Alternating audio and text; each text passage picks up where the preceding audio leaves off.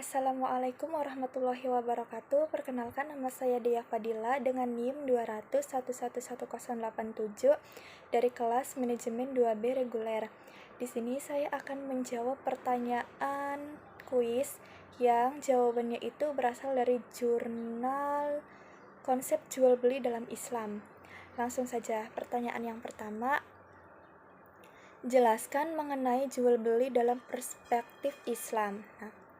Jawabannya yaitu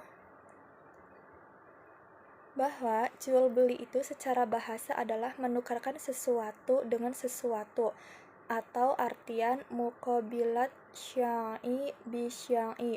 Adapun definisi jual beli menurut fuqaha yang dikutip oleh Abu al-Rahman adalah menukarkan sesuatu dengan harga. Nah, pemahaman ini didasari pada firman Allah surat Yusuf ayat 20 yang artinya, dan jualah dengan harga.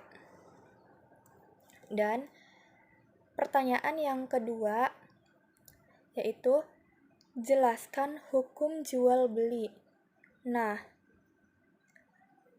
hukum jual beli itu Abdul Ar-Rahman dalam karyanya mengatakan bahwa hukum jual beli itu bersifat kondisional, yakni bisa al-bahah atau boleh, wajib, haram, dan mandub atau sunnah.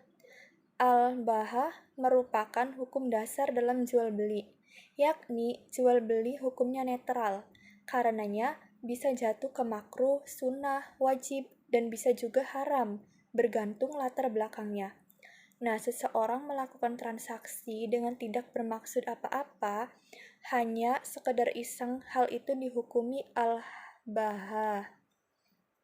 Pertanyaan yang ketiga, jelaskan rukun jual beli. Jawabannya adalah dari Abu al-Rahman dalam karyanya mengatakan bahwa rukun jual beli itu berjumlah 6, yaitu sigot, akid, makud alaih. Jumlah 6 dipahami olehnya, karena setiap satu rukun itu pada dasarnya 2. Misalnya sigot, di dalam sigot itu atau kata, ini ada 2, yaitu ijab dan kabul. Demikian juga dengan akid. Akid itu orang yang akad. Nah, di dalamnya itu terdiri dari penjual dan pembeli. Juga makud alaih, atau barang yang diperjualbelikan. Nah, di dalamnya juga ada 2, yaitu memberi dan menerima. Yang pertama, sigot, dipahami oleh Abu al-Rahman, bisa dengan kata-kata atau dengan perbuatan atau tindakan. Abdu al-Rahman juga menambahkan dalam akad atau ijab kabul, keduanya harus sepakat, baik dalam takaran, sifat barang, cara transaksi, kontan atau kredit. Jika tidak ada kesepakatan dalam akad, dihukumi tidak sah. Yang kedua ada akid. Akid ini orang yang melakukan akad. Nah, orang yang melakukan jual beli harus memenuhi syarat. Di antara syarat pada akid adalah mumayyiz. Dalam artian, kebahasan mumayyiz adalah orang yang bisa membedakan sekalipun dia masih anak-anak. Dan yang ketiga, selanjutnya Abdu Ar-Rahman menjelaskan barang yang diperjualbelikan atau makud alih. Nah, menurutnya syarat barang yang diperjualbelikan ini harus suci. Pertanyaan yang keempat, jelaskan terjadinya perbedaan pendapat mengenai sahnya siapa yang boleh sebagai pembeli dan penjual. Jawabannya adalah telah sepakat para ulama, jual beli yang dilakukan oleh orang mukallaf yang tidak dipaksa hukumnya sah. Hal ini tentu berbeda jika jual beli dilakukan oleh orang yang belum mukallaf. Pada hal ini, ulama saling berselangan pendapat. Imam Malik dan Imam Syafi'i misalnya menyatakan tidak sah jual beli dilakukan oleh orang yang belum mukallaf. Hal ini didasari pada Anas Al-Quran. Pendapat ini tidak sejalan dengan Imam Hanafi dan Imam Ahmad yang menyatakan bahwa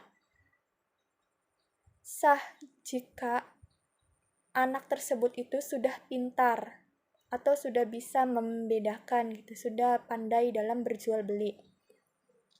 Pertanyaan yang kelima, Jelaskan barang apa saja yang diperbolehkan diperjualbelikan.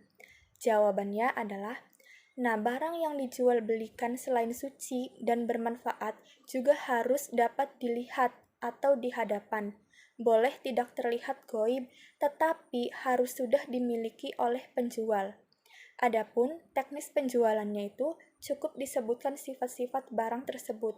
Ibnu Qasim 130. Sekian dan terima kasih. Jawaban dari saya, kurang lebihnya dan mohon maaf. Wassalamualaikum warahmatullahi wabarakatuh.